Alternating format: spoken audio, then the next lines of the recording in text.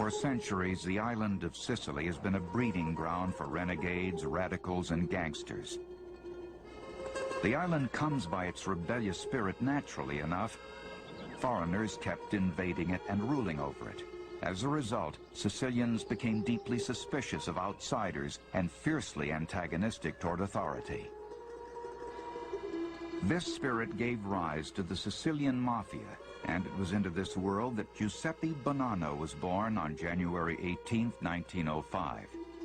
His father, Salvatore, was a wealthy mafia leader who owned farmland, vineyards, and cattle. Salvatore was proud to be the descendant of a medieval architect who built the Leaning Tower of Pisa. Even in those days, we couldn't do anything straight. You know, we built a crooked building. Giuseppe's mother, Catherine, was one of 18 children from the Bonventri family, an ally of the Bonanno clan in the feuding village of Castellamare del Golfo. Salvatore was considered a man of respect to the mostly poor people of Castellamare who turned to mafia families like his for justice. He arbitrated disputes, controlled jobs, influenced politicians, and, when necessary, used violence to get his way. The Bonannos were really part of a kingdom of within Sicily that was anything but recognized by the regime in Sicily, but was certainly respected by the ordinary people of Sicily. In 1908, on the run from the law, Salvatore brought his wife and only child to America. It was a great adventure for 3-year-old Giuseppe, who became known as Joe to his first-grade classmates in Brooklyn, New York.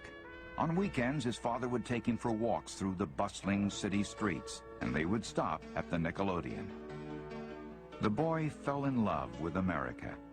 But in 1912, much to Joe's disappointment, the Bonannos moved back to Sicily when serious feuding threatened the family's power and wealth. What was dear to him, what was sacred to him, was his early American experience. Because, in fact, when he went back to the old country, he was called the American kid.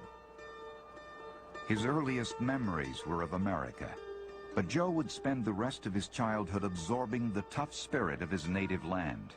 As he rode his horse by the sea, he fancied himself a knight fighting for honor, or the captain of a ship that circles the globe.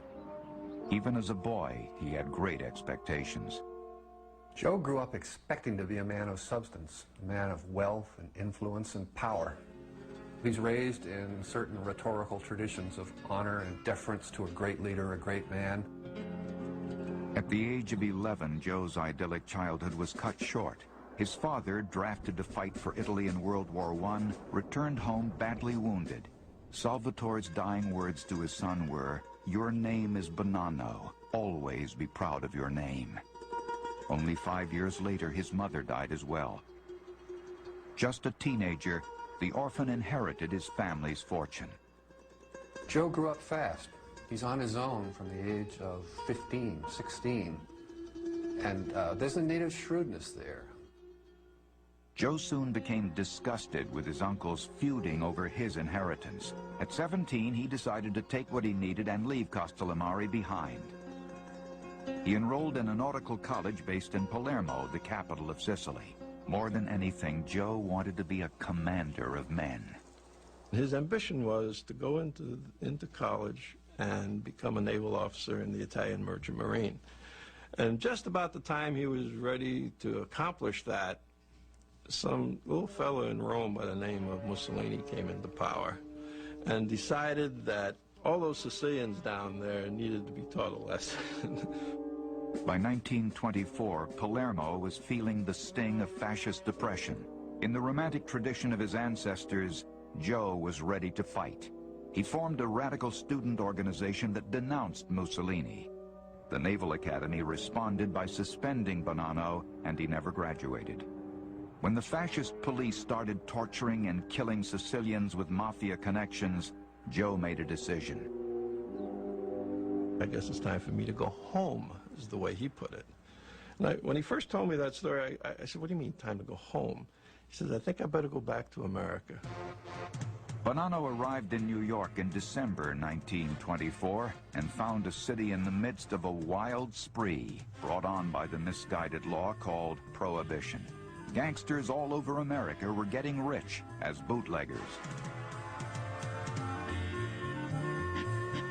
Joe had an uncle in New York who wanted to train him to become a barber, but Joe was determined to prove himself as a bootlegger. It's just a lot more fun to be a gangster than it is to be a barber. It's thrilling. You're out playing cops and robbers at night and making deliveries and getting paid, and it was an adventure for a young man just arrived in America, and it was a lot of easy money. Joe settled into a Brooklyn neighborhood made up of fellow immigrants from Castellamare, including a hero of Joe's from the old country, Salvatore Maranzano. A charismatic and dashing man of respect, was fascinated by the Roman Empire. He even spoke some Latin. Maranzano was taught, disciplined, a bit of a reader for a gangster. He actually had books in his home, and Joe just loves him. He feels enhanced when he's around him. You could say that Maranzano is a substitute father. Maranzano recognized Joe's cunning and aptitude and put him in charge of his thriving bootleg operation. Joe quickly developed a reputation for being tough as well as smart. Once when a local don tried to muscle in on his business, Joe wasted no time setting the man straight. My father found out about it, told him, forget about it. One word led to another. He happened to have a weapon on him. He took the gun, stuck it in the guy's mouth, and said, if you don't back away, you're not going to live to see tomorrow. The guy backed away. Joe had humiliated the man and was summoned by Maranzano and other local men of respect to account for his actions. What happened next set in motion a chain of events that would take decades to unravel.